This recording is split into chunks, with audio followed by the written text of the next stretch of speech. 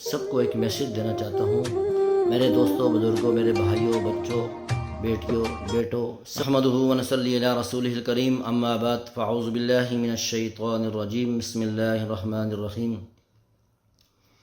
وقضى ربك ألا تعبدوا إلا إياه وبالوالدين إحسانا إما يبلغن عندك الكبر أحدهما أو كلاهما فلا تقل لهما أف ولا تنهرهما وقل لهما قولا كريما۔ مانگ اس سے جو کسی کا محتاج نہیں، دیتا ہے خوشی سے، کہتا نہیں کسی سے۔ میرے دوستوں، بزرگوں، میرے بھائیوں، بچوں، بیٹیوں، بیٹوں، سب کو ایک میسیج دینا چاہتا ہوں کہ اللہ سبحانہ و تعالیٰ نے قرآن کریم کی ان آیات کے اندر حکم دیا ہے کہ میری عبادت کرو۔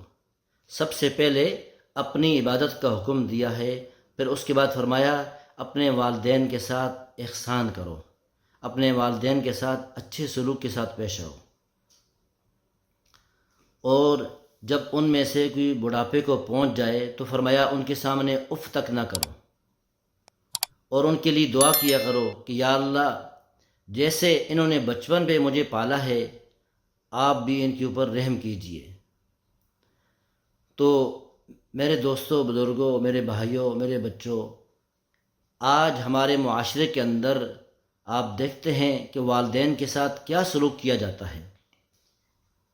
جو ماں 9 مہینے تک اپنے پیٹ کے اندر بچے کو پالتی ہے، اپنے پیٹ کے اندر رکھتی ہے، اور پھر اس کے بعد 2 سال 2.5 سال تک دودھ پلاتی ہے، اور وہ اولاد، وہ بچے اس ماں کے ساتھ کیسے بدتمیزی سے پیش آتے ہیں کہ وہ ماں ڈرتے ہوئے بات نہیں کر سکتی۔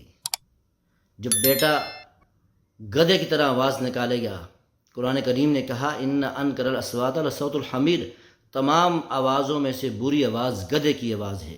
جب گدھے کی طرح آواز نکالے گا بیٹا، بیٹی، تو پھر ماں سہم جائے گی، ڈر جائے گی، کیونکہ وہ بوڑھی ہو گئی بیچاری، اب اس کے اندر ہمت نہیں ہے۔ اب بیٹا کہیں جوانی والے بازو اٹھا کر مجھے ایک تھپڑ کہیں نہ لگا دے۔